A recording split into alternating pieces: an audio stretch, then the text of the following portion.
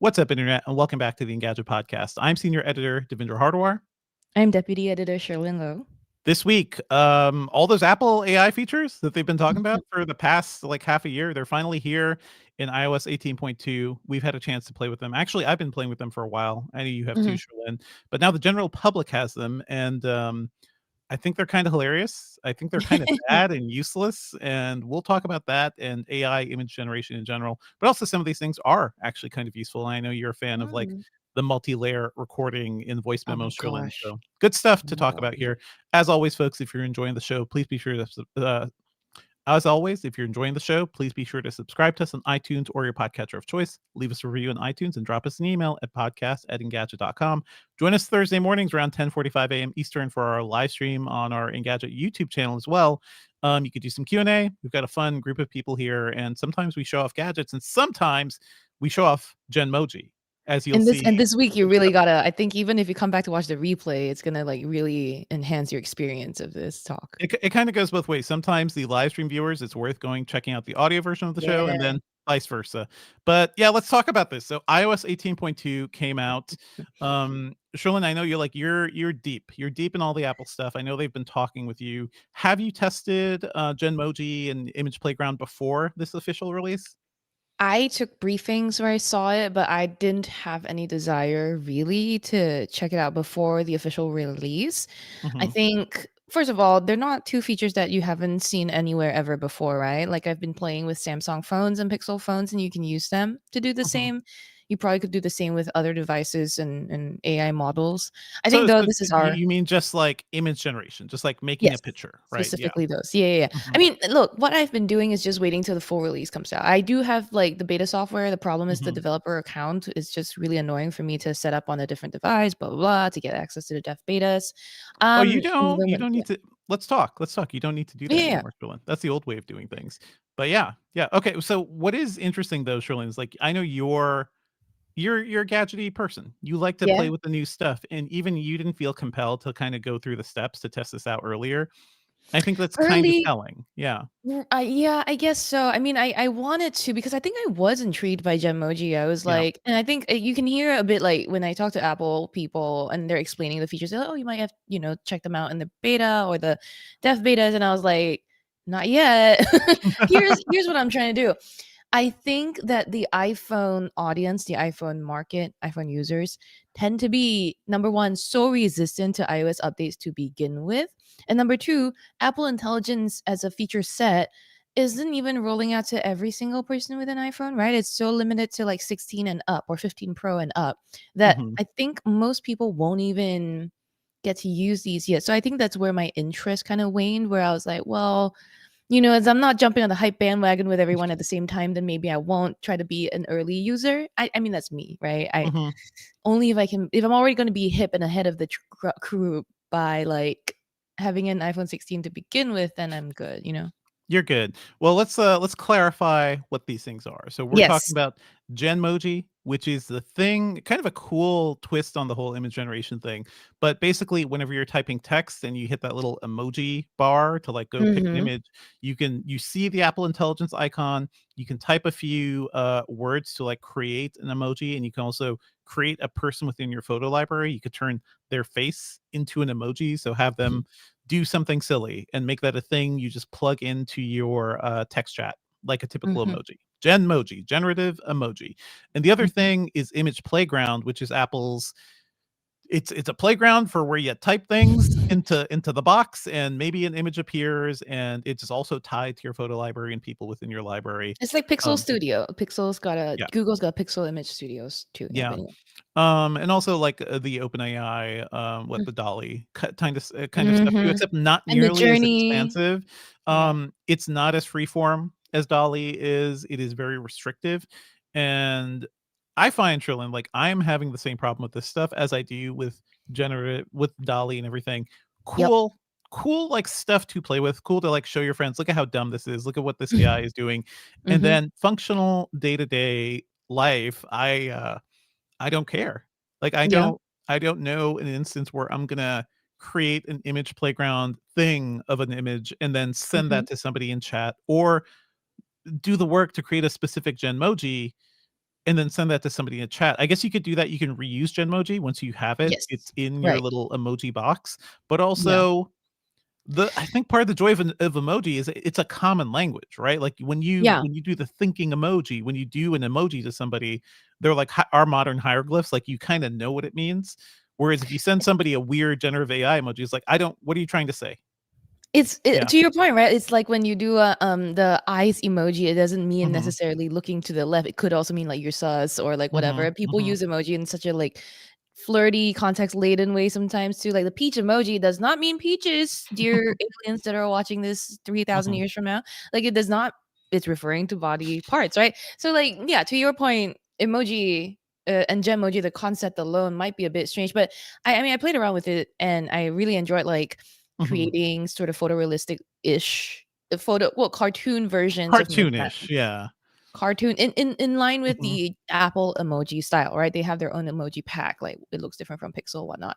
I wanna give a bit of, like, background here to add to all of this. So, it might feel like we've been talking about iOS 18 and Apple Intelligence forever, but iOS 18 dropped, like, late summer, and that didn't bring any of the Apple Intelligence features. It only brought things like your new, you can free your apps from the grid, right? Or like Hmm. other little updates in the Maps app or the Photos redesign and that sort of thing. Then 18.1 dropped and it brought the first wave of Apple Intelligence features with like to the public. So those are mostly like summaries and your notifications, the redesigned Siri.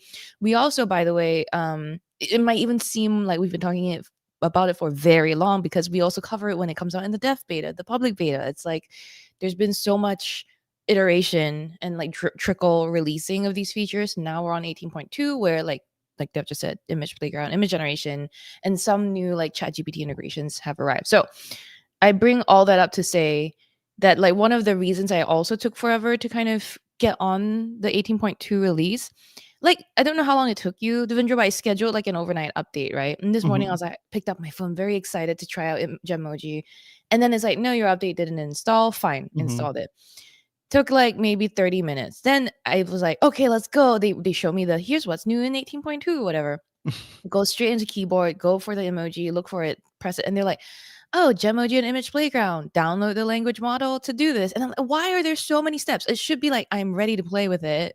And so if imagine if you were just There's told work. about There's work involved. Yeah. yeah, Yeah. there's quite a lot. Anyway, there's a lot of work involved, but let's and then the actual use of it too. I think we should get into this. It's funny, right? Because I definitely noticed quite a lot of quirks. I Hmm. used like my best friend and my boyfriend. I was like making emoji of them doing various things, and I did like one of this like our neighbor's baby or something in a big heart. I was like this baby in a big heart. So first you get to choose the picture of the person that you want to base the emoji off of or the image off of, and then they show you a few selections based on different pictures in your phone library. None of them look good. First of all, I think it's difficult to like accurately represent a baby in an emoji, but like then none of them looked very like the baby I'm talking about. And never Yes. mind, I picked the closest one, right? I picked the closest, fine, whatever is an emoji. And then they didn't even do like what I was asking for. I was like, oh, this baby in a big heart. And they don't really, they just put the baby and then there's maybe like a heart in the background and it's just not very what I was hoping for. And with the Genmoji, you can edit, but it's not quite there. I think Image Playground gives you a bit more editing options. It's still not right. Um, we went through our team. I pulled up like Sam Rutherford on our Hmm. team, made some avatars of him first. Like I went to Image Playground. I was like Sam cooking or Sam cooking on the moon or something like that. I was trying to do those things.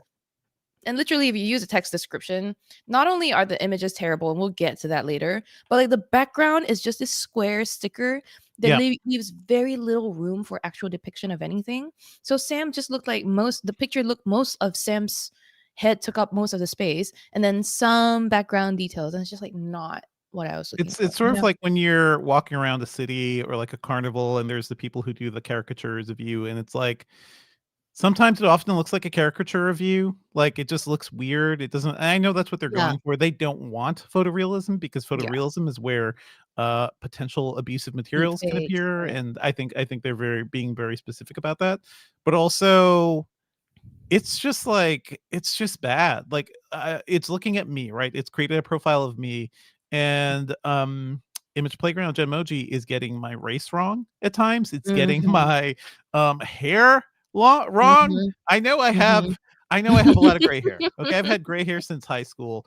I know it's getting worse, but some of the Image Playground things are like all white hair, looking like Steve Martin or something. I'm not at that point. Give me a couple decades. Some of them are just like completely bald. Like I look like a bald Indian businessman, basically. I'm like, at the very least, I have hair, Apple, at the very least. And then, yeah, or the hair type is wrong, or like the facial structure is wrong. Some of them I look like Urkel, Oh Steve Urkel gosh, himself, yeah. and I don't know.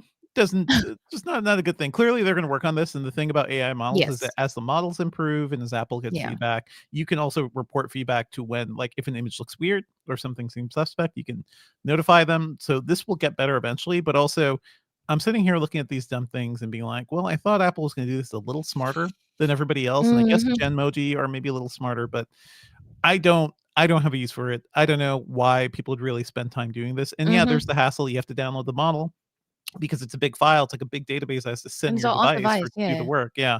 So yeah, all that stuff just didn't really work for me. Do you have any positive feelings about it, Sherlyn? Wow. No. Can I go on and can I pile Yeah. on with the Yes. Pile negatives? on, pile on.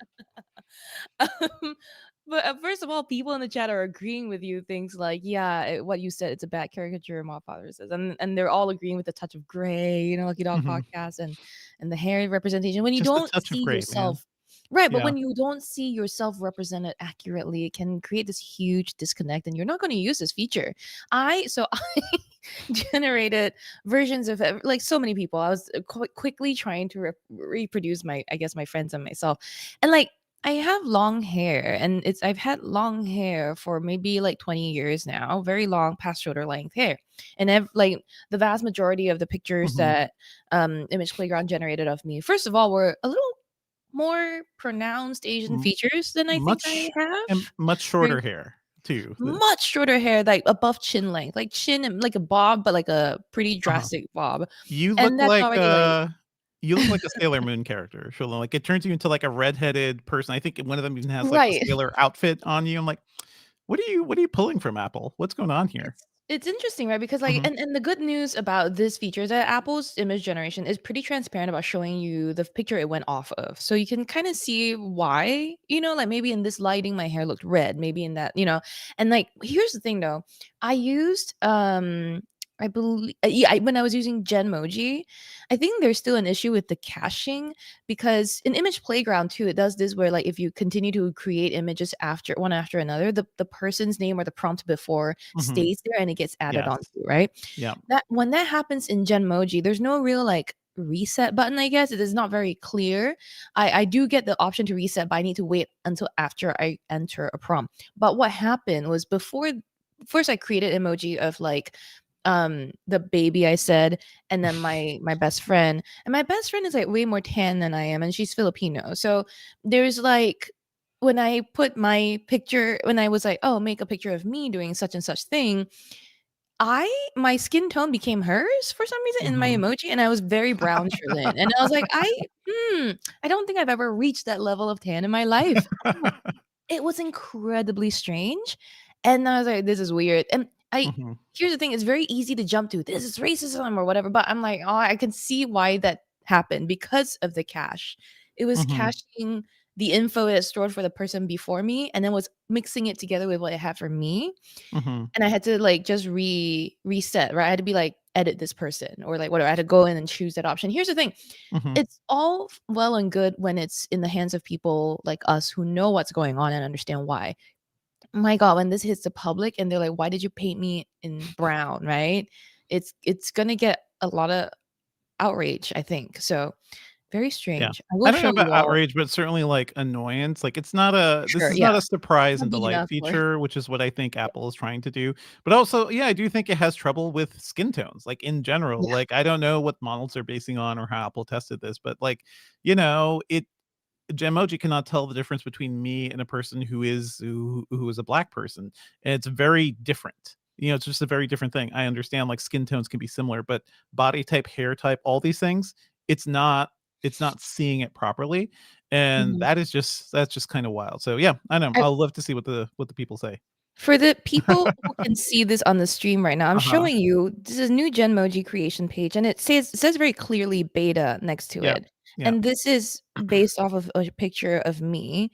This has created based on the prompt of Cherlynn smiling or something. And those of you who are in the chat can see exactly what it thinks Uh-huh. I look like as an emoji. And Devindra, why don't That's you not you bad. That's describe this not for too me? bad. I've Are had you much serious?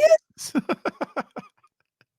This is like when when you're like picking the emoji skin Uh-huh. tone in the emoji keyboard and you're like yellow, pale, white, Mhm.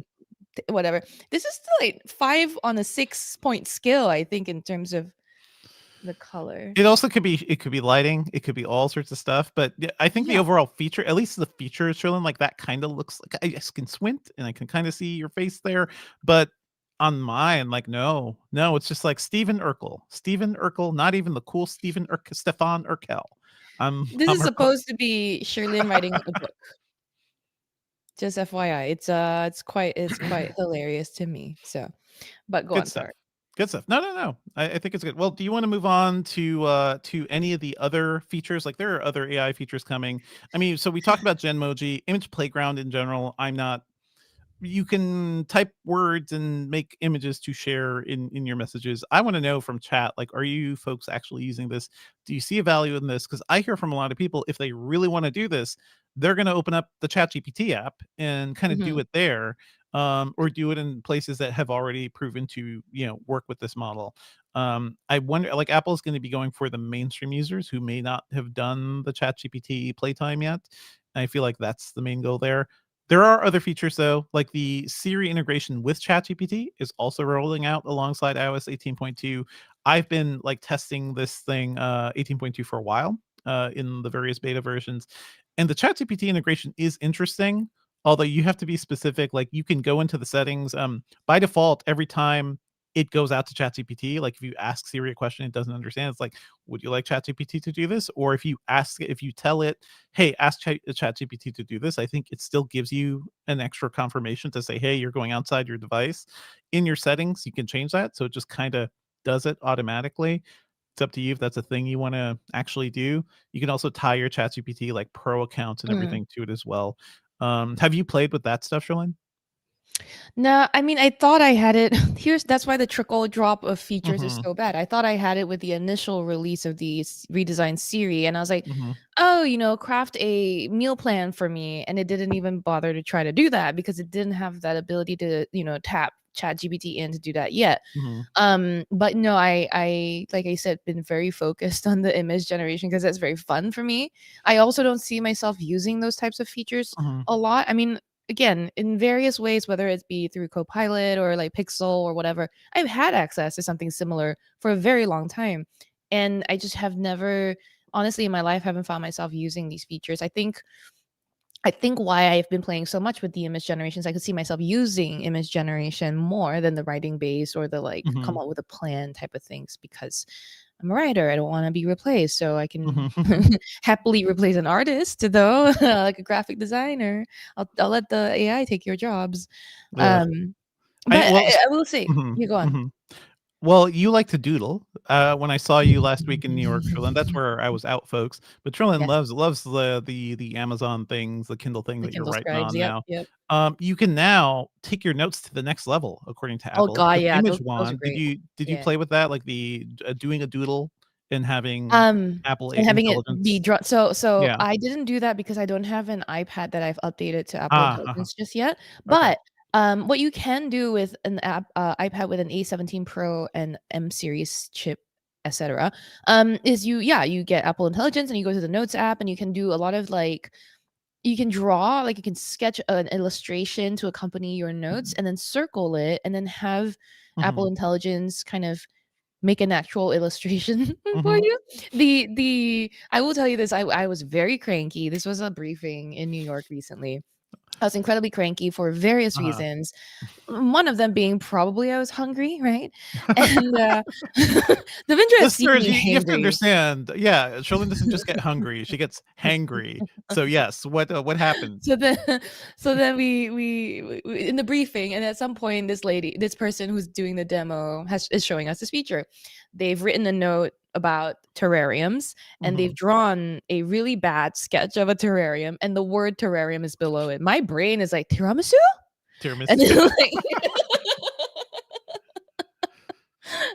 she circles it and then Mhm, has the like Apple Pencil, Apple wand, magic do turn it into mhm. a picture of a terrarium, and like the disappointment, Devindra, when I saw that it was not tiramisu, Well, you but still couldn't a eat it, although terrarium. when you start clawing at the screen, like, Yeah.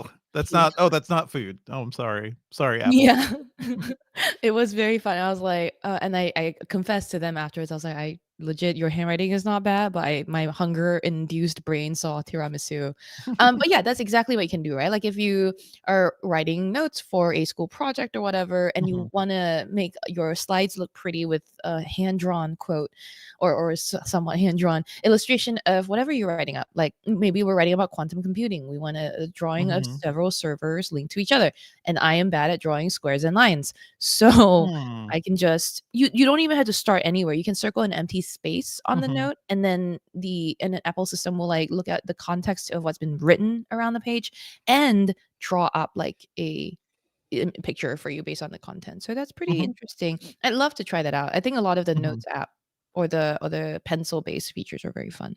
Well, speaking of, like, if somebody's jotting down a note, what you can also do is, highlight text and have, ChatGPT or Siri itself, like, rewrite your text or Mm. do certain things. Like, okay, yeah, I don't want AI to take away writing jobs either, Shalyn, but Apple is now fully down this bandwagon as well. Have you played with any of those things? Because I've done a few things. It's kinda cool. I understand for us and people who write for a Mhm. living, it may seem like sacrilege. Like, why would you even do this? But I also understand there are a lot of people who don't write for a living and don't maybe not feel as confident about sending an email out or some sort of professional communication. Just want like a little bit of help. The secret that a lot of writers have, a lot of journalists have, is that we have editors behind us often who Mhm. kind of make our dumb mistakes, kind of clear those up. So I do kind of think like having AI proofreading is just like the next step beyond spell check, basically, to kind of just help you in certain Mhm. instances when it comes to grammar or whatever. Completely rewriting some text, that's where it gets kind of a little iffy because then when you have an overzealous editor who completely rewrites your words and start to feel not great about that whole process. Have you tried any of this stuff, Shalyn? I feel like it's so bad because every time you ask me about some sort of Uh-huh. AI feature and whether I've tried it, I'm like, "No, I think I." No. I gotta It's know. so light. I've done a bunch. I've, like, Yeah, tried to purposefully write some bad emails to people, yeah. and yes, I it mean, does a look, good job of turning that word yeah. salad into something better. Yeah. I've done it in service of, like, Yes. testing products, right? I've done it in, like, trying to test the latest Galaxy AI or whatever, and it's never really it's been always awkward. The results are always a little formal and stilted, Mhm. and, the I've tried it in so many different options, so I think in Mhm. Apple, in Pixels, and in Galaxy devices.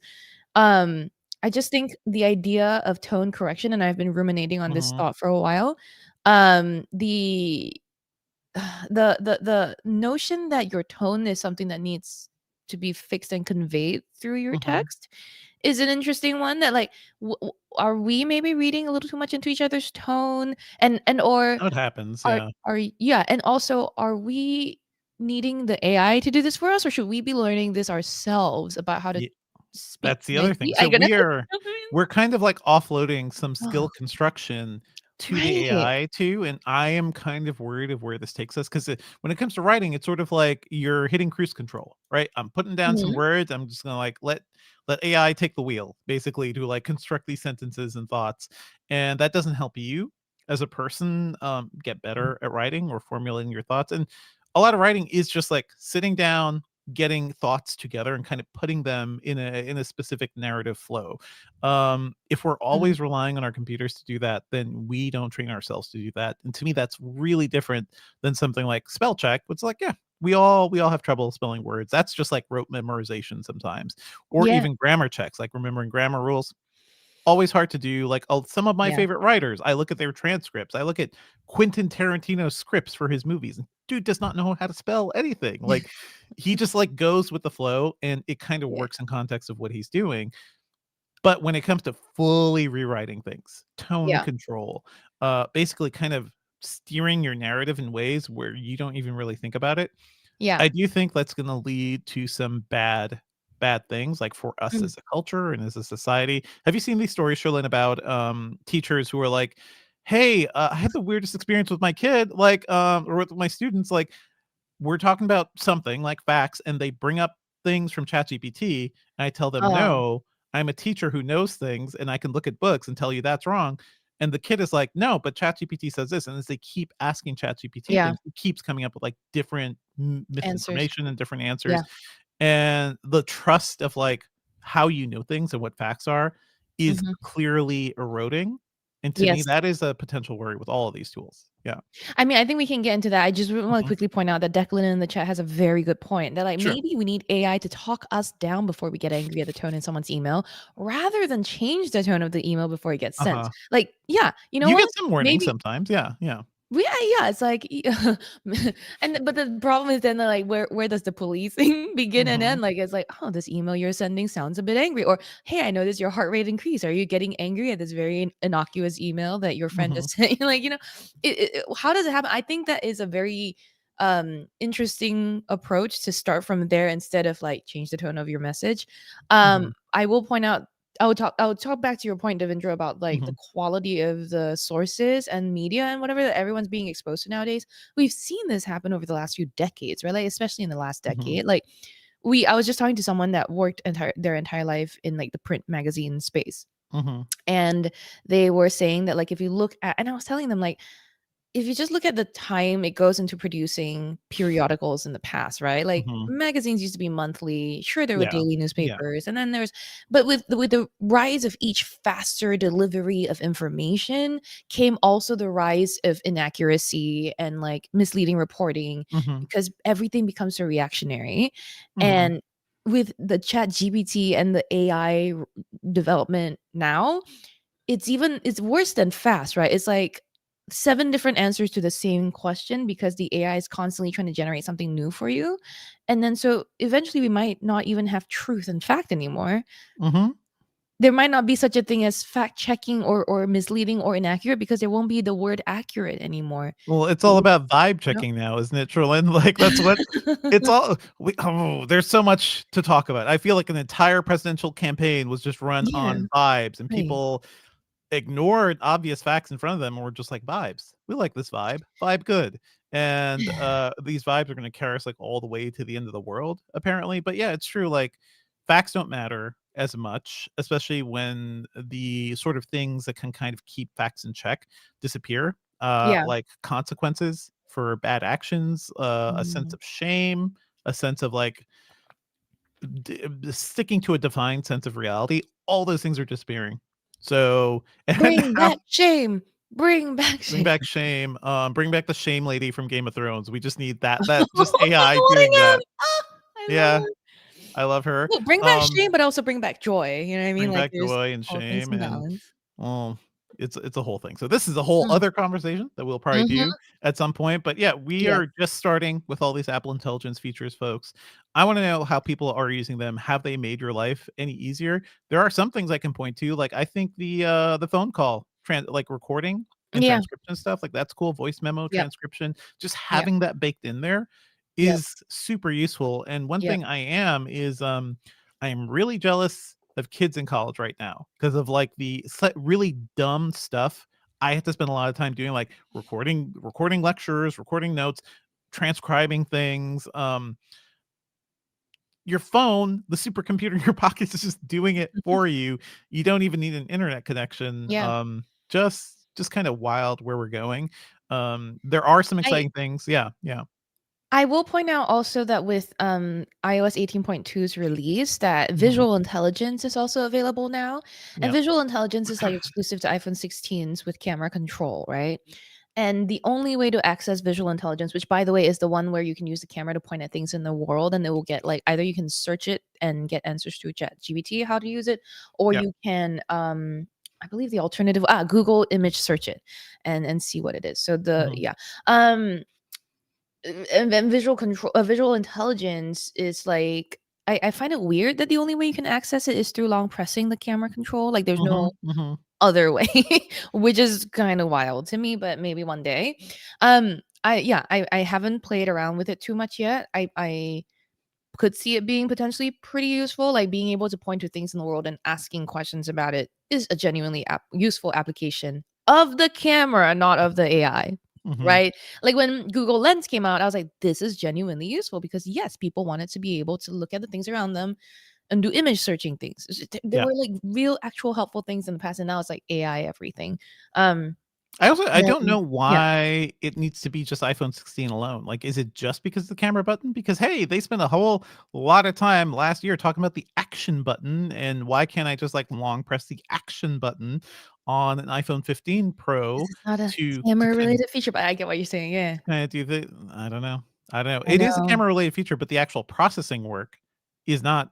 That's outside of the Exactly. camera. That's the AI Exactly. models. So I have a Because feeling like maybe uh-huh. this will come down to the Pro phones eventually, but I I yeah. I think Yep. so. I think eventually it will, but right Mhm. now I think because it's so tied to the camera, I think Mhm. they wanna make it so visual intelligence can't be used outside the main camera app, and so they're not Right, right, right. freeing it up. And it's also very Apple to be like, "Oh, the camera things are tied to the camera control button." Like, that's just how they've organized it in So their simple. collective heads. How Yeah, are you feeling about camera control at this point, by the way, Sherlyn? Because I remember you were not hot on it when you reviewed these things. Are I you more used to them now or anything? I use it a lot in that I Mhm. use it to trigger the camera a lot because I've effectively replaced the lock screen shortcut button with Yep. the camera control, and it's great because I use that other shortcut space for something else now, is unlocking my front door, and I also use it in video recording sometimes to zoom during recording a video, which is Mhm. nice. But very often I find it annoys me. Very often it's still triggering the zoom when I don't want it to, when I don't want the camera to jump 2x in, right, by Mhm. accident. So I think it's one of those things where I live with it. I find it useful about 50% of the time, and 50% of the time it's kind of either useless or a hindrance. Mhm. Um, Yeah, I'm kind of thinking like, should I make the jump to the 16 Pro at this point? And like the main draws were mhm, that the camera controls, basically all the features tied to that. And if I were a plain iPhone 15 user, then yeah, if you bump up to the new gen, you get Apple Intelligence. But yeah. I still get all the Apple Intelligence features. So yeah, just don't really need to do that. Yeah. Yeah, I'm trying to think like what else is available in Apple Intelligence, that is still isn't here, and there's just like I have it some for sounds. you. Can I list some things? Because 'Cause I'm looking Yes, at the Apple blog please. post. Apple says even more capabilities are coming soon. Siri will be even more capable, drawing on your own personal contacts. That's something they did talk about at Right. WWDC, and that could make Siri a lot more useful if it knows, like, Mhm. your meetings and stuff from your emails. On-screen awareness for Siri, it will be able to take hundreds of new actions, priority notifications, I guess better priority notifications, and, Oh, users will yeah, mhm.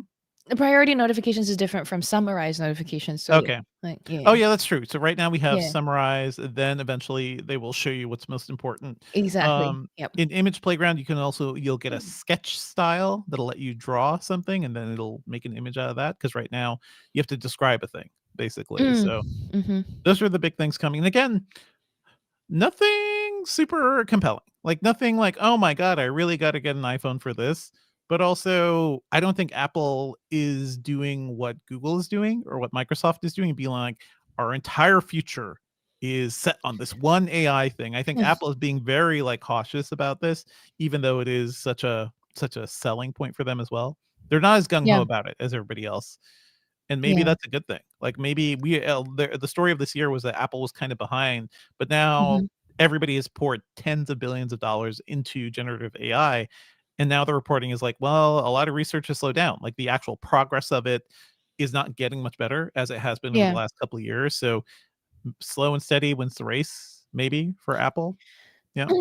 2 things. Mhm. One is that, like, Apple continues to do one thing different from everyone else, and it Yep. is in that privacy, right, Mhm. approach. So the cloud compute, the privacy core, like, those are, you can, with Apple, know that in, playing around with these AI features supposedly, and I think there's like a Mhm. very high trust level here.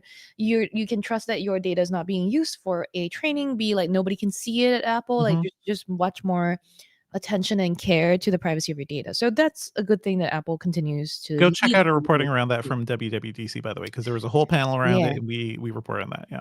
Yeah, and Apple Mhm. reiterated that again with, every Mhm. release of new iOS 18 and Apple Intelligence features. The second thing I wanted to point out to what you're saying, right? That companies are spending billions of dollars on generative AI features that ultimately don't seem to really help us all that Mhm. much.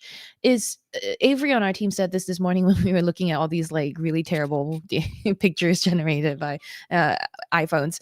Mhm. It's that it's so, I guess, like in a sarcastic way, it's nice to see companies buy up like, power, like nuclear power plants just Mhm. to allow AI to do these things, right? Like the amount of money and the energy that we're spending and resources we're spending on making these features just so I can make a cute emoji of a little next door neighbor's baby. Like, It's super dumb. At the very least, Apple's not one of those companies, like, buying the nuclear plants at this point, but also right, all this stuff is happening on device. Like, it is the local model on your device right, generating Genmoji and everything, and the difference with that and, like, Copilot and everything else and Google Gemini is, right. like, those are hitting the cloud, and those are often doing real more complex like, the reason why Mm, Genmoji and that image playground don't look as good as DALL-E 3 because it's not doing as much work. The model is much smaller, and mhm, OpenAI and everybody needs those servers to do that extra work, and that's where the high energy cost and everything is coming mhm, in. mhm, The other feature, the other way of looking at AI is like these MPUs or the neural units on iPhones, they're doing that work and they're doing low level work mm, that hopefully isn't draining your battery too much, but could for a lot of people, like, make a lot more features much more useful. That's where transcription comes in for voice memos and everything, and that level of AI as a service, AI as a tool mm, is to me, like, pretty compelling because we kinda know it's just like another computing feature we mm. control, and it kinda like, we tap into it as much as we need to. So that's where I'm standing on this. We're gonna have a lot more to say about AI and Yeah. Apple Intelligence, everything in the coming months. Certainly, leading to CES next, in the couple of weeks right before CES, we'll have a CES preview. Next week, we'll probably do our year-end wrap-up to talk Mhm. about the biggest stories, biggest winners and losers of 2024. That'll be next week. But I want to know how you folks are using Apple Intelligence and all these new features. Drop us an email at podcast@engadget.com. Do you want to talk to Chad a bit? And we could show off some of Yeah. our images. Oh my god. Yes. We can show off images. I also wanna point out that, like, in Mhm. generating these images, by the way, my phone ran quite Yep, warm. it gets warm. Um, and also the battery hit is, like, about like, I started at 100, and by the time I generated all these images was, like, 92. So, Oh my god. let's see. So, I just wanted to show everyone this one of Mhm. me. If everyone can see this is That's a pretty me. good one. Mhm. It's my favorite one so far because all I did was use the prompts that are already there in the image playground. So I just used my name, Mhm. or the like little badge that they show you of you, I guess. And Mhm. then I chose volcano and I chose sci-fi. And this is what I got. So that's cute. It's a bit more I don't think my nose is that like high and my chin isn't that sharp, I don't think. I mean, is that, are those Mm. better? I don't know how it works. I don't know I what's, don't know. It just doesn't look like me. It looks like either like a slightly more mhm. Chinese version of me or like a slightly cuter, but younger, but also older. I don't whatever. AI. Jesus. It looks like, Um again, you as a sort of like Sailor Moon character, basically. Like, you look like a little anime superhero there or something. Yeah. I will show you guys some of this. Here's like a vaguely, "Hey, this is kinda sorta me," you know? From very far and blurred, it Yeah, looks like you. Yeah, there yeah. you go. There's something. I'm Yeah, gonna that one looks switch cameras here. not This one's terrible not from too that bad. distance. Yeah. This one's not too bad, but if I, then there are other ones. Then there are other ones like, "Oh, it's just me with, completely white hair. Just me, this 10 years from now?" You're fully aged. Even At least though the my suit's nice, I guess. Yeah. suit's nice, and then it's just like, I'm just like, I don't know, man. I don't know how you get to be from from any of this. It's going all over the place. Here, Oh me as an my goodness. astronaut. Yeah. That's so Sorry, funny. camera Wait, can I show focus you is guys weird. this? So, Okay, wait, let me get back to your camera. Yep. Wow. who do y'all think this is? Is it familiar? It is a familiar I mean, listen, that kinda works. kind of works That's for not him. too bad. If you have Um, like an expressive cartoonish face, like it we kind of got does more. fit. It does kind of fit. Wait, hang on. Yeah. Don't even get me Mhm. started on this one. Same person. Oh man, I don't know what's happening there. We don't know, but I will point out one last one of the same Mhm, person. mhm. And please hold your applause for Apple here. Wow, that's. I mean, that's Richard Lai. That's our very own Richard Lai, sort of. That's more Lai than Alaska. Okay, I will give you back the gift. That is hilarious. How are you doing, chat? I saw people had some questions banked. Yeah. So there are a lot of great conversations Um, happening. Lucky Dog podcast said that last one looked like Dave Chen. Yeah, Or not that last one, but that person that we were showing. So funny. Tom Rogers says that is my co-host on the movie podcast. Yeah. yes. Drew Kamoka is here saying, "Yo, Deeper Nine said what?" Which I can't. The chat is like the lag is very strange. So I don't know what everyone always like responding Yeah. to. But Tom Rogers said, "I know we are a good group, but I can't wait to hear from the folks asking for the naked pictures and being oh so disappointed. Not that you have any inside info. Yeah, sure. That last bar was very not sus at all. No, I think what Tom Rogers is saying that like you can envision that someone might ask Apple Intelligence to generate naked images of people in their photo albums, Or and I yourself. honestly Like think I think people will kind of play around. Will do that. Hey, can you do a weird cartoon image of me? It's right, good to have those these are guardrails in place. guardrails, Yeah. Yeah. right? So you won't be able to do that, I don't think. But yeah, let me see. And also, Mhm, by the way, Tom Rogers you says that sorry they were late getting on, and like no, nobody is ever late coming to this. You're always welcome. You're never. I don't think you're ever considering mhm, to mhm, be late. There's no time you have to get here by. Wes Jackson says that they're not using Apple Intelligence. It seems like it's really not ready yet. Debro9 points out Instagram already does this and it's good. So Instagram had an artificial images or artificial AI generated mhm. backgrounds feature that it disappeared for a while and then is recently back. So I don't know what's going on there. Um I'm just going back all the way up though. Okay, Wes Jackson also says, question for you guys. In the past, Apple has done a great job of maybe not being first, but having Mhm. something completely ready and refined when they do release it. So, is this a huge misstep by Apple with the AI? And so, Yeah. I think I we're don't talking about that. Yeah. we were kind of I don't think it's a huge misstep, but I also think it is sort of Apple trying to chase this dragon or this thing that everybody is kind of doing right now. And I think right now, after we've been amazed, we've had kind of a hype cycle for a while. I think the initial whole Bing chat thing kind of surprised everybody that Microsoft was doing this on Bing. Um, and now that that's kind of died down and we see the cost of it and kind of the the dumb money being poured into it and the drama around OpenAI and whatever Sam Altman thinks and the way the state of the world that we're in right now, like we're about to have a new presidential administration that is run by Mm, billionaires in the billionaire class. And all that stuff just kinda congeals to a point where I'm like, I don't a lot of this just seems like a mistake. It seems like we mm, are making many mistakes by leaning so much on AI. The good thing is you don't have to use it. You can just completely yeah. ignore these things and you'll be good. I will say, the smart thing to do is, like, learn how to use the local AI stuff. Like any tool can be used for good or bad. I think a lot of the generative stuff is mostly bad, but when you bring a local model to your own computer or something, you download something like Mac Whisper, then you have a really powerful data set that you can use to transcribe voice recordings or whatever. What is that? That That's is just an another of the alien. same That's person. just That's ET phone another one home. of the same person. Yeah. It's the same person I've been showing for the last like Uh-huh, uh-huh. segment.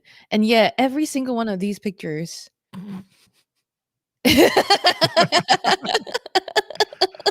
How do you I'm get like there? is this a burn of like look at this one, look at the hands. Wow.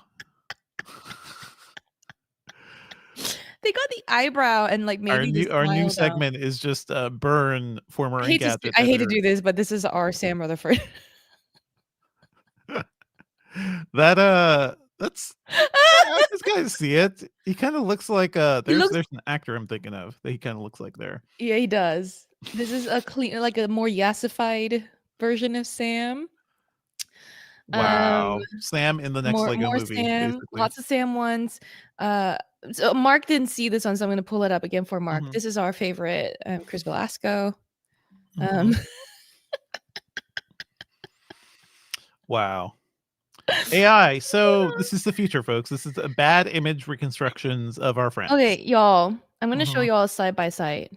Okay, it's like the same person just keeps just look.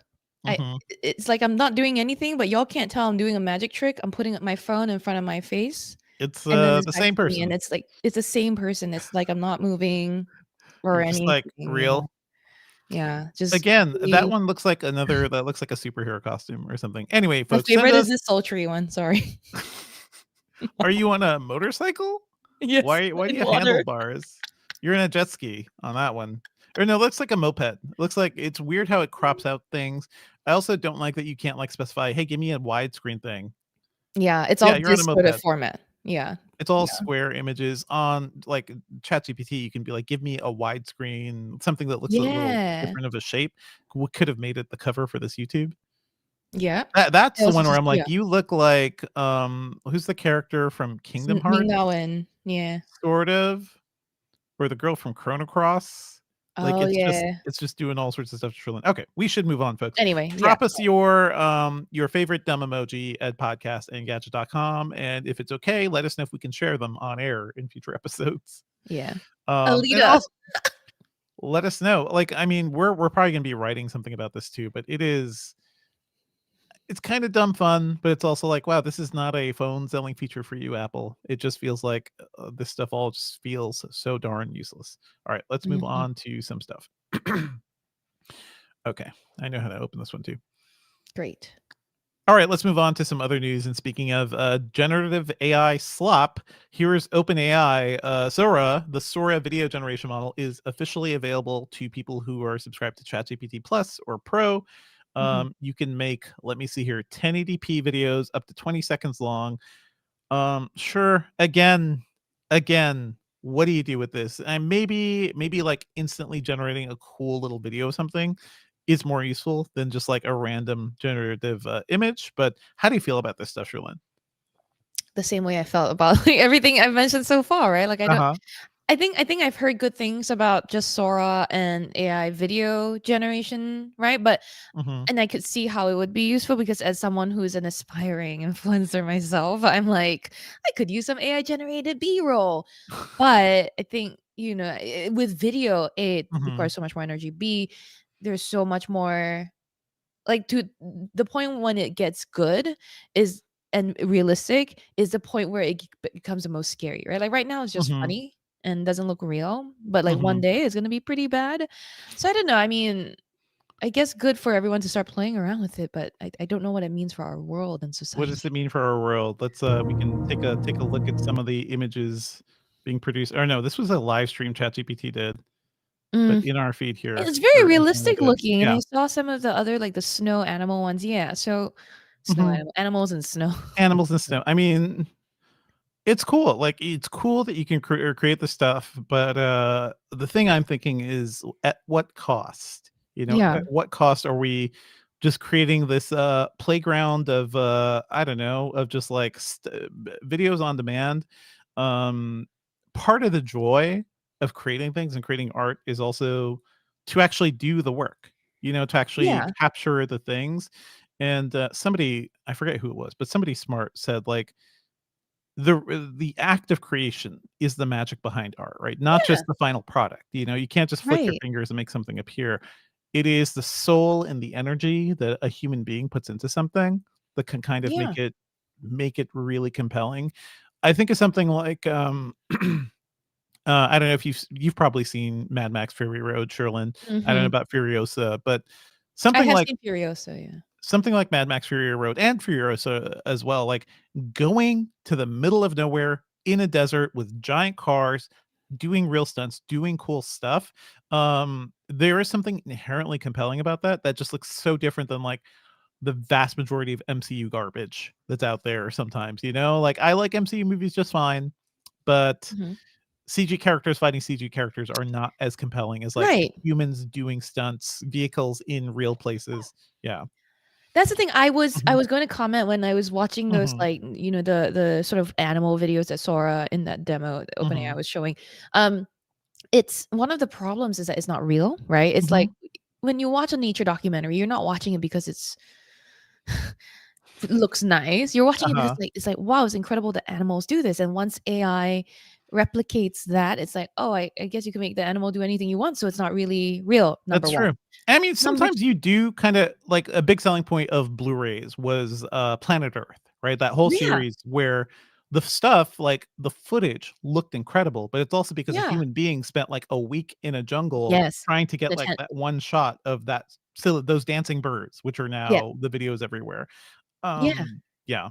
And the BBC even in producing that series was also criticized for, like, exaggerating some of the sounds or, like, Mhm, adding mhm, in sounds. So, like, people you can tell people are already, like, not happy when they hear fake stuff. So I that's why I mhm, remain skeptical about some of the, like, the success and the likelihood of success of these things. I can see maybe they could be potentially useful. The other thing I wanted to say was that, like, mhm, we also as a species don't like sameness. We just don't. mhm, We when we see number one, when you see, like, an interesting headline take off and like people read it, right? Like you the first time someone went, I am a deals editor and here are the 5 shopping things I would do this Black Friday. uh-huh, The first time someone did that, people were probably like, oh, that's interesting. I would read it, right? And then the subsequent maybe 5 times other people read it. mhm. So that's when all the SEO people in the world were like, this works. Let's replicate it. Let's replicate it and drive it into the ground. Drive it Uh, into the ground. It's yeah. like a joke on Reddit, and then that's repeated to death all over the forums. I'm just like, I'm Mhm. done. I don't want to see the same joke all over again. So I think Yeah. that if that's what AI ends up doing, and AI is it's less likely to come up with independent creative thinking than it is Mhm. to replicate existing thought. Yeah. So that's why I'm not bullish, right? So Yep. anyway, I It's also like, hey, the Hollywood strike was it last year? But the Hollywood strike, like a lot of it kind of hinged on AI as well and how people thought they would be used or how their likenesses would be used. mhm, Whenever anything uses a little bit of AI now, there is immediate pushback. One of my favorite movies of this year was Late Night with the Devil, I believe. It's a Shutter thing, really cool little indie horror, but they use an AI generated image for like a half second for like a standby. This channel's having trouble mhm, message, and it's a static image. It's not video or anything, but they got a lot of flack for that, and I think justifiably that hey, you could have just hired somebody. You have artists on staff. Hire somebody to make that image. That's work a human could have done. This movie was made before a lot of people were doing a lot of AI pushback. But mhm. the arguments I saw for Sora is like, hey, it could make B-roll a little easier for people. Like when you're watching a movie, you just need like a shot of the city, you know, a shot of like a train going through a tunnel or something. You can just like generate that within Sora. Never mind that there are people out there shooting B-roll, like shooting footage that does can be sold in market. That is Yeah, how this stuff happens right now. yeah. That is a viable marketplace for human artists. You can do that with a couple clicks, you know, a couple taps on your keyboard. Mhm. I feel like we lose more than we gain with all this stuff. But I anyway. think here's what Mhm. here's what it is. I think I used to want to just let things run their course. I Right, think right, right. that AI, the way we're reacting to AI right now is important and necessary, but I Mhm. also think that it's slowing down the natural running its course process. The way like NFTs were like huge and then it went crazy and then boom, it went away on its own because people Uh-huh. realized how dumb it was on their own Well, actually. I don't think and mhm. I don't think AI is gonna fully go away the way NFTs did, but I do Mhm. think that like the sort of novel like chasing of it, the sort of overly hyping it up might Mhm. die down if Yeah. we just let it show its ass, right? I Like mean, anyway. that's one way to do it, but also, Sherlyn, what business are we in? We are in the business of telling Yeah, I know. people why things are dumb, and I agree. I I'm do not saying think we yeah, specifically yeah, shouldn't, by the way. I'm saying and we will, we always do, but I think, there's a yeah. lot more like I don't know. I think Like, just let it yeah. I think you're I don't saying know.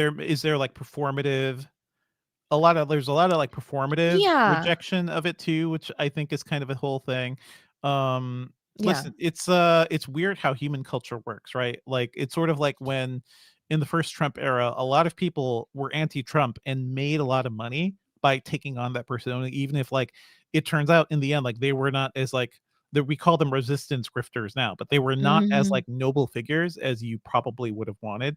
And that kind of happens with everything. I kind of agree like some of this will play out eventually, but also we gotta at the very least, the people in this industry have to Yeah. speak up to like when things are Yes. dumb Yeah. and make executives feel bad sometimes. Oh, Is the whole thing. I have thoughts Aha. on making executives feel bad, but we will I not did that go there. last week, and I actually, it felt pretty good, actually, because it's sort of like, "Oh, you've just never heard that, but you've never heard somebody tell you, 'No, this is a dumb idea, and you're Oh. dumb for saying it.'" We'll talk more about that. There are some CS embargoes, folks, that I think you guys are gonna have a kick out of. Alright, let's move on. What is next? Also speaking of overhyped tech that is kind of dying, Uh, GM announced it's ending support for cruise robotaxis. And I think this was mainly because there was that horrific incident where the cruise crashed into somebody in San Francisco, right? And mhm. dragged somebody down a street for quite a bit. And GM has poured billions of dollars into cruise and into the idea of self-driving robotaxis, and it's just kind of done. The news written up here by Anna Washenko at Engadget is that the cruise seems to be folded into an in-house technical team developing advanced driver assistance programs, and eventually fully autonomous personal vehicles. So, have you thought much about self-driving, Shalyn? Because a lot of people think this is another sort of grift that companies have been pushing on us, and I agree. But also, I think this is more. This is actually a more useful thing if we get it right. This could save lives. Like this could.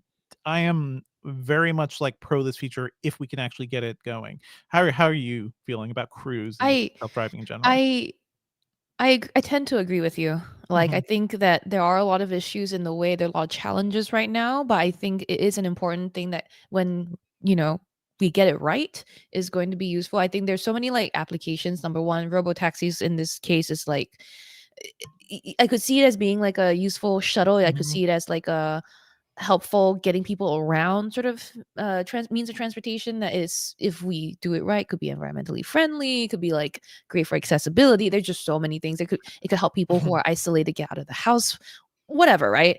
Mhm. Then the like the self-driving, the cruise control, that sort of thing. Like if we can get to a point where we can trust like obstacle avoidance and like sensors to do a better job of like staying paying attention to what's around you on the roads than the sleepy drivers that drive all night or the people who are distracted Mhm. driving, you are right, it could save lives. So I think there's a lot here that is worth paying attention to and investing in, but I We're guess, not like, there yet. yeah, Yeah. Yeah. I could be. mean, GM, they bought what was it? They acquired Cruise in 2016, and I think that Mhm. was like the full on hype cycle, like, "Hey, we can almost make this happen."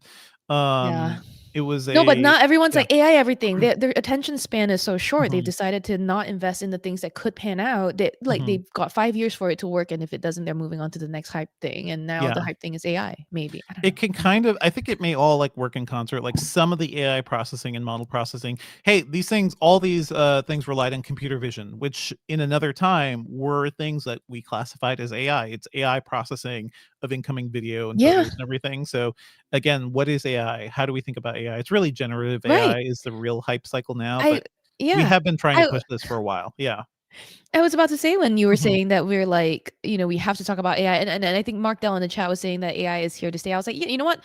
I can agree Yeah. with AI is here to stay because why? AI has been here. It's just had a different name for the longest time. Like people have been repackaging what we now call AI/Gen AI over the last decade, like furiously. Well, And then yeah, yeah. yeah, It's I mean, there have been AI innovations in previous decades, and what keeps happening is a thing machine learning called is what's been yeah. AI winter is the thing. Like every time scientists and researchers start to like the old ways of doing it is like I could just program a thing if I just like plugged in every little fact, like programmed a machine like by itself.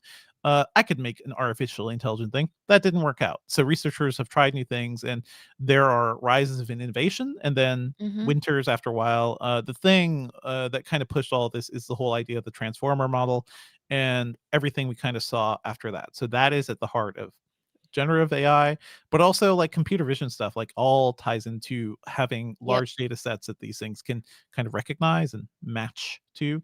But anyway, that's Cruise, RIP Cruise. Uh, That's Actually, should we interesting. move on Yeah, to let's another move to the topic next in thing. AI?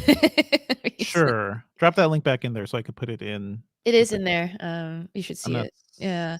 Um, so this week also, mhm, Google dropped its l- Gemini 2.0. It is the next generation model of its mhm, um, machine learning or AI, whatever you want to call it, model. And what today it previewed its most advanced version. No, sorry, mhm. it's lightweight version, the 2.0 Flash. Right. This one's available to all Gemini users. You can probably enable it if you want in the Gemini web client 2.0. Um, and 2.0 will be coming to all its different like Gemini models as well. 2.0 is also going to be like starting to roll out first with like AI overviews and search. By the So way, this- I just wanna say, yeah, Cherlynn, agentic. Agentic. agent. I Yeah, hate this word. Everyone is talking about AI yeah, agents right now, and the cover agentic image AI. is, enabling agentic AI. That's not a word. I don't This is very dumb, but go ahead. Please go on. Keep going. It's the idea of chatbots Mhm. facing Yeah. people, I guess, right? Like AI you talk to, or an yeah, agent. yeah, Yeah. yeah. So, but before we get there, there's AI overviews. It's search Mhm. is where Flashpoint 2.0 is showing up. The new model of Gemini is showing up. So it will allow AI overviews to tackle more complex and involved questions like multi-step math and coding Mhm. problems. And then also, AI overviews will be coming to more regions and languages. It's already also, by the way, Gemini 2.0 is already in things like Project Astra, which I Mhm. think if we remember from either Google I/O or the Pixel phone launch, was Mhm. the feature where you could use your phone's camera to just look around in a room and it's like remembering things that it saw in a Mhm. previous frame, for example. So that was pretty cool. And then yeah, it's supposedly better performance. It's got like a 63% score on hidden math, which is a benchmark for AI models to complete competition level math problems. Mhm. The older model, Gemini 1.5 Flash, only got a score of 47.2. So it is improved in that it scored higher on a test. Yeah, I mean, there's a lot more that was actually announced by Google this week, but like I think for us the focus of Gemini 2.0 kind of is a good way to bring all of that into conversation without covering every single like development I'm in just looking at this Google Google 2.0. video, complete tasks. You can complete tasks with their AI. I love completing tasks. I cannot I wait sure for help do. I completing never complete tasks. tasks. I only start them. This is true. I mean, the real is this AI is really the solution to like millennial malaise where we're just like simple tasks where we know like I gotta ship this package. I'm like, but I don't want to. I just don't feel like it. I'm tired. Do my laundry, fold my Do my clothes, just laundry. clean my bathroom. That's all I Mhm. need you to do, you know? Oh my god, clean Um bathrooms. I mean, the thing is, hey, we can a lot of the stuff you can pay a human to help you out with right now. So I think yeah. yeah, exactly that. I can Mhm. hire a cleaner, Yeah. or we should put AI to work cleaning bathrooms, like make the humanoid robots that Boston Dynamics or whoever else is making, just put Mhm. the AI in them, detect poo, clean poo. Like, which is Is really all that you is need. that what happens? Then you're like, "Okay, well, then I need help, cleaning my A butt." robot. That is the Wall-E Oh, no, no, future. that's not what That I'm is the thinking. That's not what I'm thinking. I'm These thinking it's a poor two-step. robots. Verify, surface is ceramic and not organic, and then clean poo. Like, if else, right? Like, If Markel in else. the chat is Mhm. pointing out that Tesla self-driving used to be a ton of code that you imagine is a lot of if else. I too imagine a lot of quote Mhm. AI, so-called AI to be just a lot of booleans and like loops and But like conditionals. it's not is the thing. Like, what's scary about the AI stuff is that it is not programmed in the way that we expect. It is Yes. it I is don't think it's they make scary. a model, and it's like there's like a black box going It's in there, complex, and for they sure. don't kn when a creator doesn't know how the thing that they have made works, to me, that is a little scary, and I think all of our science fiction fears around AI kind of going out of control, I think that it does stem from a thing where when humans make tools that go out of control, that's scary. When the fire gets too big, when your airplane veers off course, when you lose control of your car, that is scary. And now what if Yeah. we gave it a better reasoning, a decent amount of intelligence, gave them robot bodies? Like, I don't know. What do you think is gonna happen? I guess the way I see it is, and maybe my way of seeing it is Mhm, simplistic, is that I agree that it, like, created all of this itself, the neural nets were doing the machine learning and all of mhm, that stuff is that it compiled all of that by itself, right? mhm. But I still think every interaction with machines boils down to, like, very binary decision making. It's a very, like, it's a logic process that's very, like, if this and that, if, like, Mm. or and then repeat endlessly or, like, ad nauseum, I like, feel I like C++ wish, happened. yeah. I It wish could it were I so I I simple. agree with you. Yeah. It could just probably be, like, my background was, like, very C++ heavy, and that's Mhm. very, like, why I think the way I do and about machines, and I have this inability to comprehend, like, more complex models, you know? I also learned the old ways of coding, and it's not listen, I think, like, yeah, the whole thing with Transformers and the way they're building models now, it just feels fundamentally different. But I would love to know if listeners have thoughts, like a better way for us to think of all this stuff. Podcasts at engadget.com. Drop us some notes. Also want to talk about a judge. The US bankruptcy court has blocked the sale of Mm. InfoWars to The Onion, which is, I believe we talked about this, right? This whole We thing did, yeah. happening. Sorry, this is Um, annoying to me. it is super annoying, and it's because even though the people involved, so this all stems from that wonderful conspiracy theorist Alex Jones, who was talking, spent years bringing up conspiracies around the Sandy Hook shooting. He was found liable in 2022 for nearly 1.5 billion dollars in damages for spreading those conspiracy theories, and his assets were put up for sale. The judge is basically declaring that they don't think that this it didn't yield the best potential bids, and that's probably true, because I believe a lot of this the Onion was valued at $7 million, and the Sandy Hook families took the lower value from the Onion Mhm. compared to whatever. There's another group that Alex Jones is was it the First American United Companies, which is affiliated with Alex Jones's business, was likely bidding higher, but the families were like, no, like, we'll take the lower one because we know what they're going to do with this asset. This is a funny thing where the judge is like, "You did not do enough capitalism. You should do the most capitalism you can to make the most money you can. Therefore, this is bad."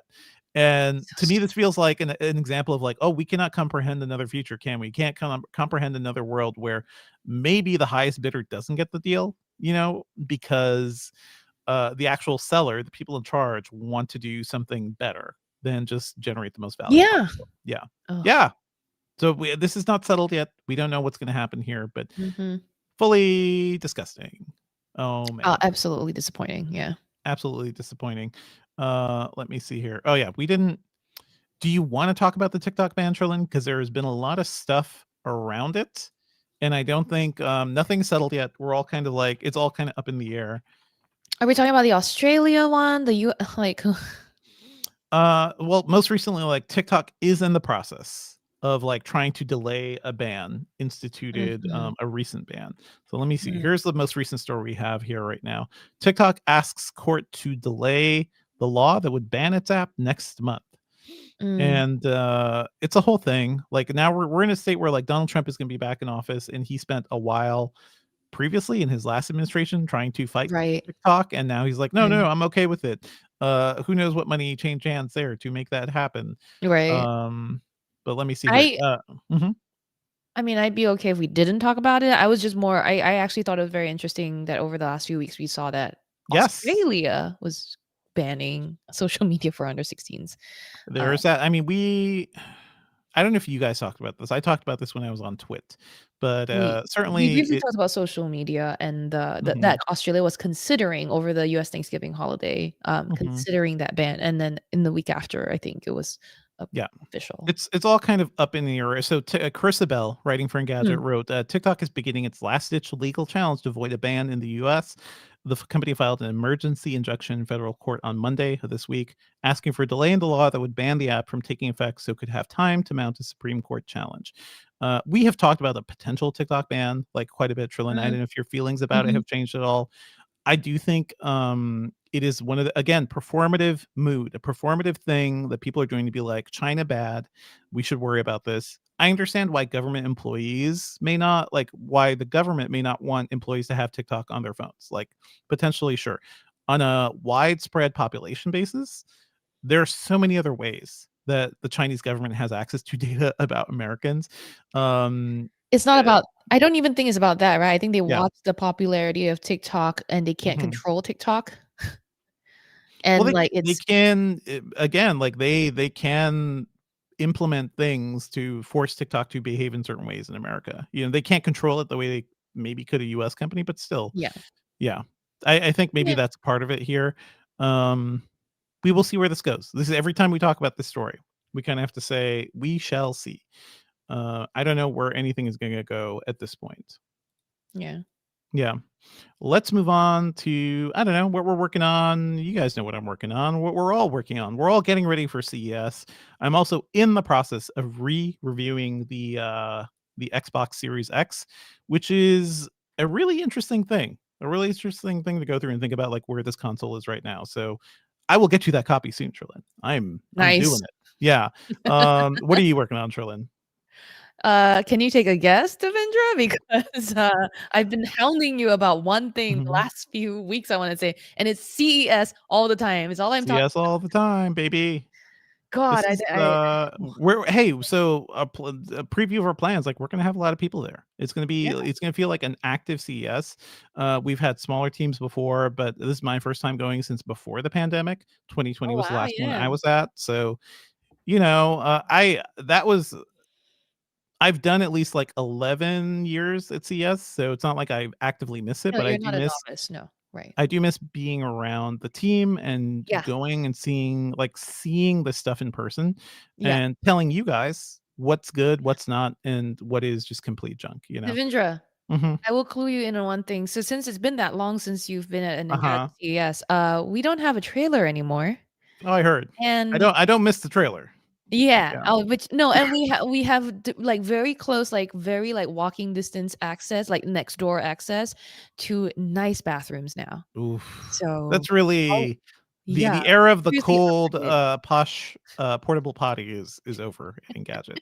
But anyway. So, yeah, we are looking forward to like going to CES, but in the meantime, there's a lot of prep Mhm. behind the scenes that I think I'm slightly overwhelmed by. So there you go. There's a lot of stuff like, hey, we're all going to take a deep breath and do it Yeah. one step at a time. There's so much Yeah. news, but Trillin has made some gigantic spreadsheets that I we're They keep all just like growing. trying to. The They keep spreadsheet getting bigger keeps and bigger. growing. I swear to God, Devindra, it's like one person Oh will my tell me god, one thing, and I'm like, maybe I should make a new tab for this. So it's growing. no more tabs, But no more tabs. I and I'm am. trying to keep them manageable for everybody. It's so Uh-huh. it's a challenge.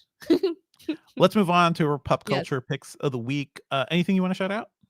Yeah, so when you weren't here, Devindra, in the Hmm. last 2 weeks, I think I recommended a variety of things from Gladiator Hmm. 2, the movie, to You Supercell, recommended the TV Gladiator series. 2. Yeah, do that while I'm away, please. Yeah, Thank you. Yes, I did. I enjoyed it. So glad I did that while you were away. But this week, yeah, one thing I didn't get around to recommending, or maybe two, there's this TV movie, I guess, on Netflix called It's What's Inside. Have you heard yeah. of it? I've seen it. Did Yeah, you yeah. have you seen it?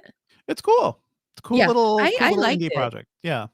It is, exactly, and when I first saw the, like, the title pop up on Netflix and the description, I Mhm, thought it was a reality TV series. It was very strange, but it's not. It's a fully scripted film about this mhm, person and his friends. This guy, he works for some kinda, like, strange tech company, and he has this contraption that allows people to switch bodies, and he controls it, and, like, it's very interesting to see. I mean, this movie is kinda all over the place sometimes with the mhm. tone because it's kinda camp in places and then not. I don't know, but it was a fun watch, right? The Yeah. premise, I think, wasn't, like, entirely fully fleshed out, but it's kind of a whodunit mixed with a bit of a raunchy joy. I don't know. I liked it. It's a very low budget, like, indie sci-fi Yeah. movie thriller because, like, the Yeah. core concept, which is in the trailer, but slight spoiler there, but the core concept is that there's this machine that can Mm. swap your mind to somebody else's body, do Yes. kind of a brain swap, Yeah. and hijinks ensue from Yeah, that alone. exactly.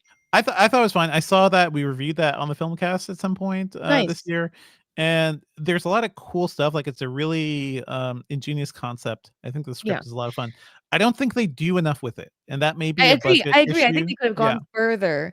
So yeah. yeah, to your point, like it was actually at Sundance, so I think that's Mhm. how early it's been sort of making the rounds, and you might have seen it at on your other podcasts earlier too. So I enjoyed it. I will point out the other low budget show, trashy TV I've been Uh-huh. watching is the latest season of The Ultimatum. I love to watch dating reality TV shows, so that's Which one is this? What is the hook of this this is the show? one where, like, whether you believe they're plants or not, couples Mhm. show up on this dating show, and usually one of the 2 people in this relationship has had it. They're like, "You marry me or we split up."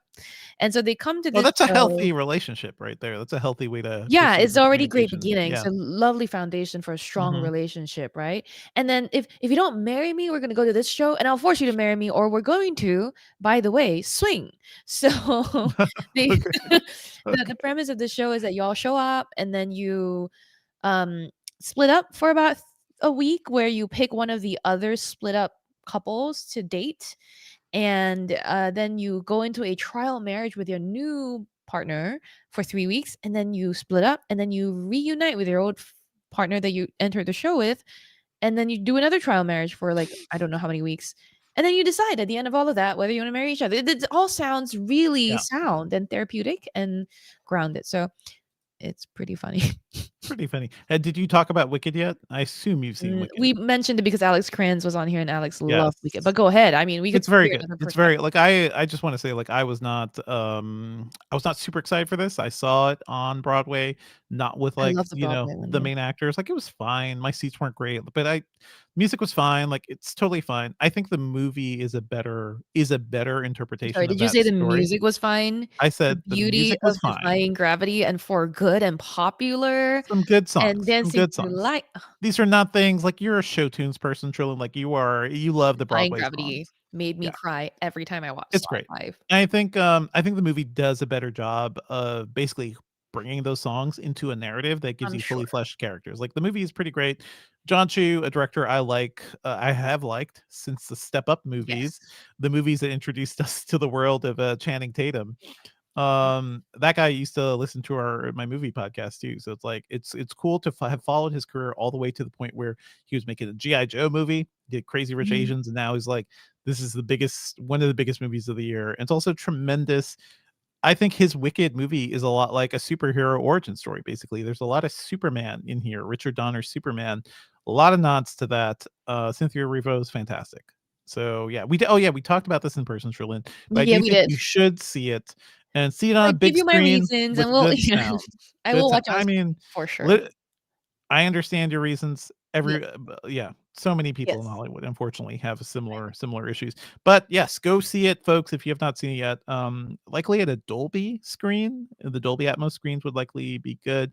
It's worth sitting through. Bring your kids to, like, there are some scary parts, but I think like a 6 to 8 year old, 6 to 10 year old would be totally fine with this movie as well. Good stuff. I'm looking forward to part two. Yay. All right. I think you can wrap it. Sure. Awesome. Mhm. All right, chat, we will have some time to do Q&A after this, but I'm gonna record the outro for now. All right.